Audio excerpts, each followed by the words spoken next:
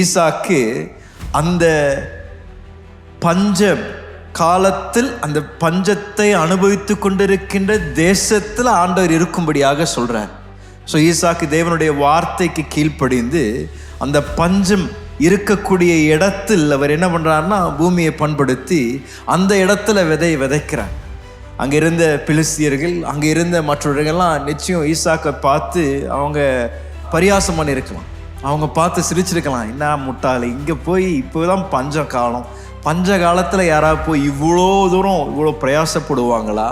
இவ்வளோ தூரம் இதற்காக இவங்க யாராவது முயற்சி பண்ணுவாங்களா? பஞ்ச காலத்தில் இருக்கிறத பாதுகாக்கிறது தான் நம்மளுடைய வேலையை தவிர பஞ்ச காலத்தில் யாரும் விதைக்க மாட்டாங்க, பஞ்ச காலத்தில் யாரும் பெரிய பிரயாசப்பட மாட்டாங்க. ஆனால் இந்த மனிதன் என்ன பண்ணுறான்னா பஞ்ச காலத்தில் அவன் இவ்வளோ தூரம் விதைக்கிறானே என்று கட்டாயம் அவங்க எல்லாம் பார்த்து பரியாசம் பண்ணியிருப்பாங்க.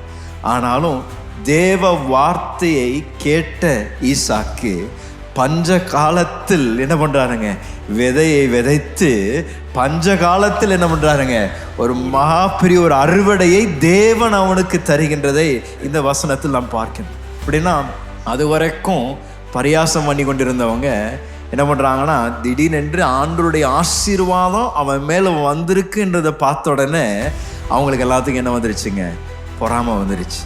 பொறாமை வந்த உடனே என்ன சொல்கிறாங்க, நீ இங்கே இருக்க எங்களுக்கு விருப்பம் இல்லை, இந்த இடத்தை விட்டு நீ போ, இந்த இடத்தை விட்டு நீ அடுத்த இடத்துக்கு போ என்று அவனை தேவன் எங்கே இருக்க சொல்லியிருந்தாரோ அந்த இடத்திலிருந்து ஈசாக்கை அவர்கள் அனுப்பி விடுகின்றார். அனுப்பிவிடும் பொழுது யோசித்து பாருங்களேன், ஆண்டவர் தான் அந்த இடத்துல இருக்கும்படியாக இந்த இடத்துல நான் உன்னை ஆசீர்வதிப்பேன்னு சொன்ன தேவன் திடீரென்று இந்த ஜனங்களுடைய பொறாமை நிமித்தம் அந்த இடத்திலிருந்து அனுப்பப்படுகின்றார். அனுப்பப்படும் பொழுதும் நீங்கள் அந்த வசனத்தை கவனித்தீங்கன்னா அவன் இருந்த இடத்திலிருந்து அவன் போன இடத்திற்கும் அந்த பிரயாணத்தை கவனிச்சிங்கன்னா அவன் மேல் பூமியிலிருந்து பள்ளத்தாக்குக்கு போகின்றான். என்னங்க, ஒரு மேல் பூமியில் இருந்தார், மேலிடத்தில் இருந்தார். ஆண்டவர் அவருக்கு இந்த கேயார் என்ற இடத்தில் அவர் கொடுத்திருந்த அந்த வாக்குத்தத்த பூமியில் அவர் இருந்த பொழுது ஒரு மேலான ஒரு இடமா இருந்தது.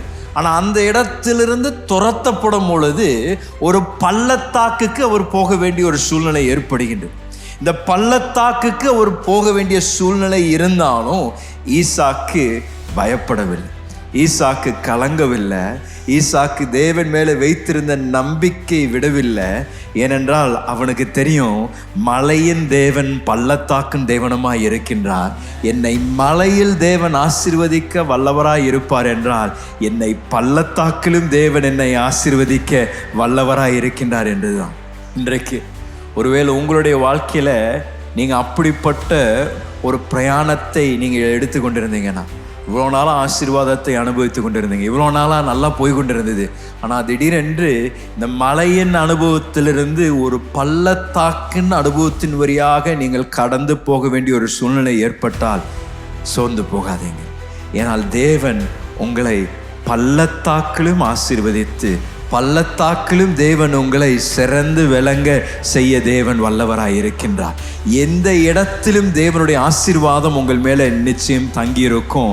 எந்த இடத்திலும் தேவன் உங்களை உயர்த்தி அவருடைய நாமத்தை உங்கள் மூலமாக மகிமைப்படுத்த தேவனால் கூடும்.